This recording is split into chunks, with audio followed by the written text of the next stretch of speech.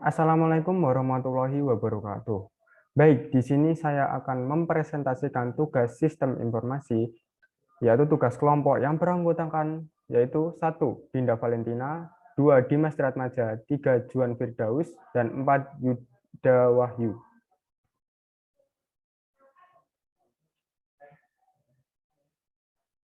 Baik, selanjutnya ada pembahasan sistem informasi.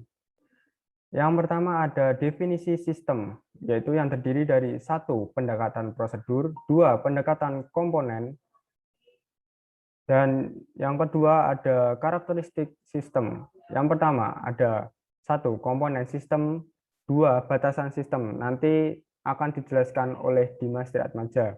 Lanjut, yang ketiga ada lingkungan luar sistem, 4. Penghubung sistem, 5. Memasukkan sistem, 6. Keluaran sistem yang nanti akan dijelaskan oleh Yuda Wahyu. Yang ketujuh ada pengolah sistem, 8. Sasaran sistem, dan yang poin ketiga ada definisi data dan informasi data. Yang pertama ada 1. Siklus informasi, 2.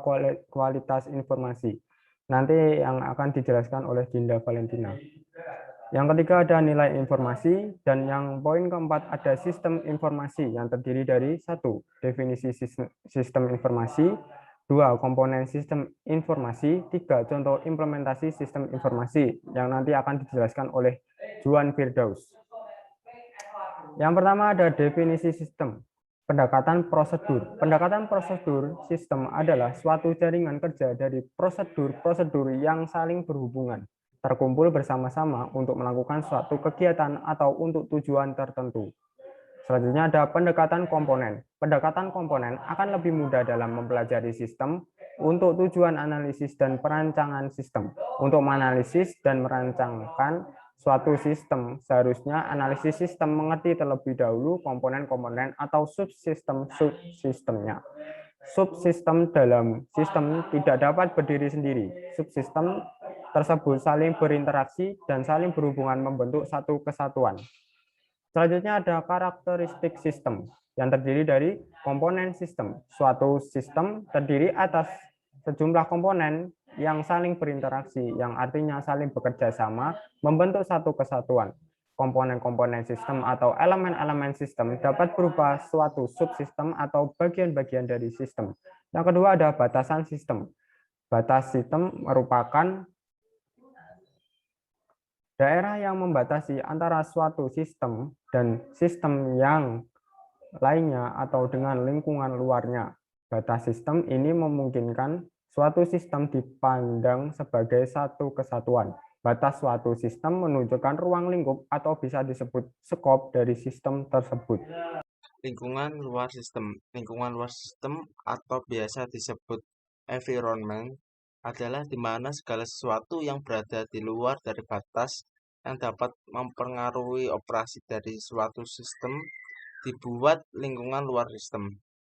Environment di sini bersifat dapat menguntungkan atau merugikan. Penghubung sistem. Penghubung sistem merupakan suatu media penghubung antara satu subsistem dengan subsistem lainnya untuk membentuk satu kesatuan, sehingga sumber-sumber daya mengalir dari subsistem yang satu ke subsistem yang lainnya. Dengan kata lain, menjadi penghubung ini output dari suatu subsistem akan menjadi input dari subsistem lainnya.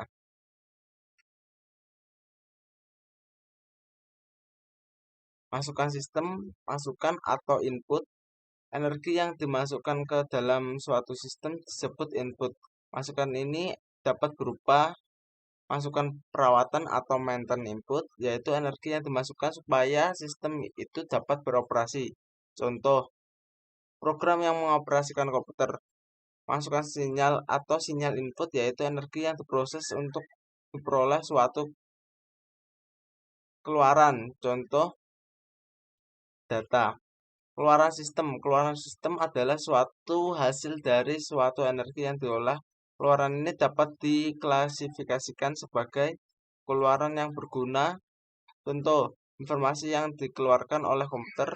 Keluaran yang tidak berguna yaitu yang dikenal sebagai sistem pembuangan, contoh panas yang dikeluarkan oleh komputer.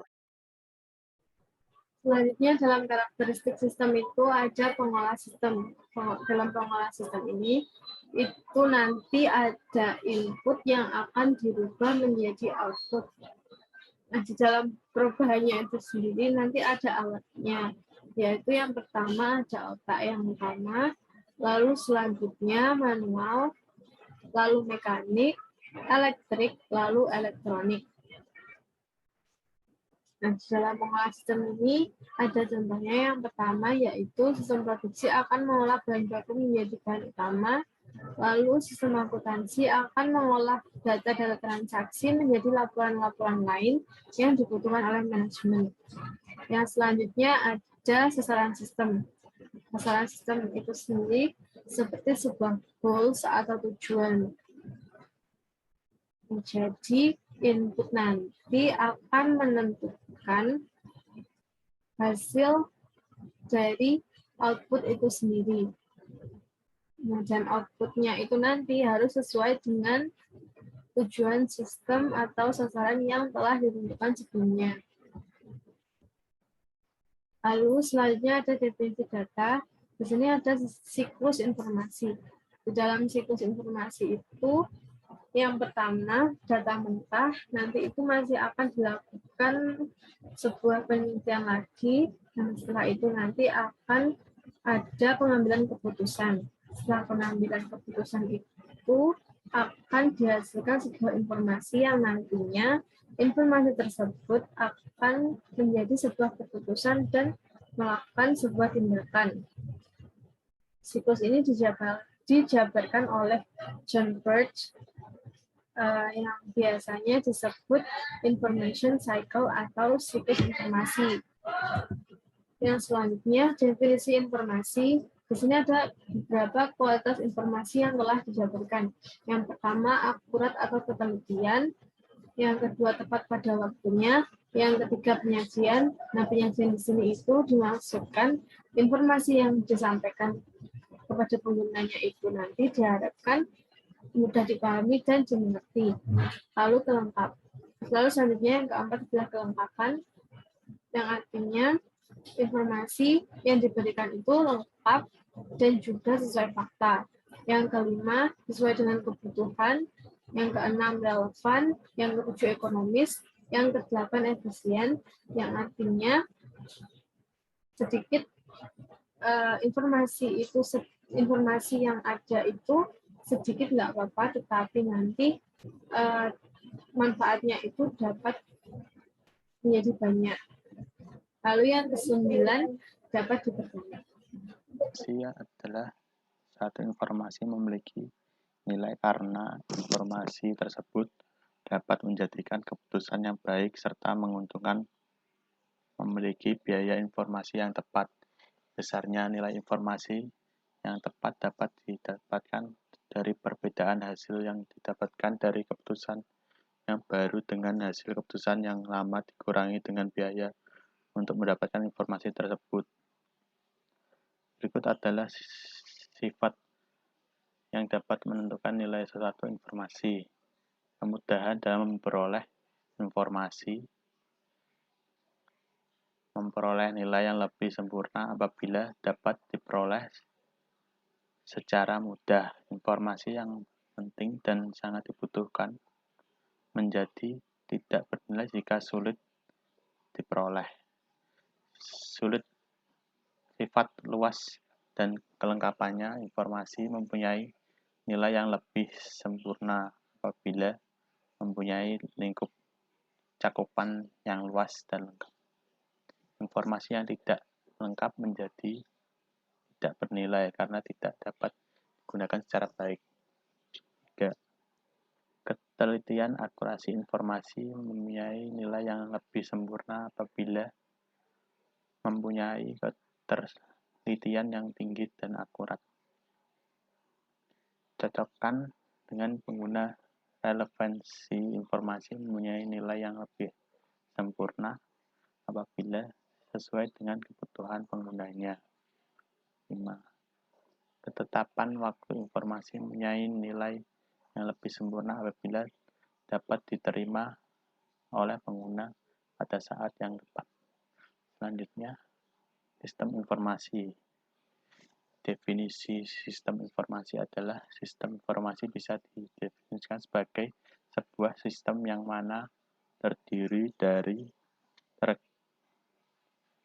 teknologi atau alat, media yang digunakan, prosedur yang terorganisir, serta sumber daya manusia yang di dalamnya bekerja sebagai sebuah kombinasi membentuk sebuah sistem yang terorganisir.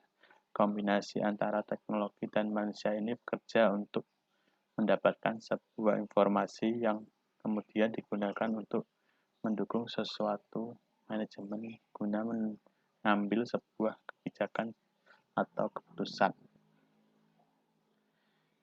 Sistem informasi, komponen sistem informasi. Pertama ada perangkat keras. Untuk perangkat keras, komponen untuk melengkapi data, kegiatan, memasukkan data, memproses data, dan mengeluarkan data. Yang kedua, perangkat lunak. Program dan instruksi yang diberikan ke komputer. Telekomunikasi, yaitu komunikasi yang menghubungkan antara pengguna sistem dengan sistem komputer secara bersama-sama ke dalam suatu jaringan kerja yang efektif. Selanjutnya, database, kumpulan data yang informasi yang diorganisasikan sedemikian rupa sehingga mudah diakses pengguna sistem informasi. Kelima, ada manusia. Personel dari sistem informasi seperti manajer analisis, programmer, dan operator. Selanjutnya ada sistem informasi, implementasi sistem informasi. Implementasi sistem informasi pada perusahaan Gojek. Setelah mengetahui asal-usul sistem informasi ini, selanjutnya akan dijelaskan tentang penerapan sistem informasi terhadap aplikasi Gojek sehingga orang-orang bisa tahu pengaruh sistem informasi ini terhadap kegiatan operasional Gojek. Dalam Gojek ada teknologi end user. Teknologi end user adalah teknologi yang memungkinkan konsumen untuk menggunakan suatu aplikasi tanpa harus berurusan dengan tahap perencanaannya. Lalu ada implementasi sistem informasi pada perusahaan Shopee. Pada perusahaan Shopee ada 3 sistem yang diberlakukan, yaitu Transaction Processing System atau TPS, Management Information System atau MIS, dan Decision Support System atau DSS. Lalu yang ketiga ada implementasi sistem informasi pada inventaris laboratorium komputasi industri. Inventaris pada laboratorium komputasi industri merupakan hal yang penting sebab barang yang dimiliki mayoritas merupakan barang elektronik. Inventaris yang terdapat pada laboratorium komputasi industri masih bersifat manual dengan bantuan software Microsoft Excel, sehingga pengolahan barang masih belum optimal. Lalu yang terakhir ada implementasi sistem informasi pada akuntansi dengan accounting software. Sistem akuntansi menggunakan Microsoft Excel yang diterapkan sebelumnya. Mengetahui sekian dari saya. Wassalamualaikum warahmatullahi wabarakatuh.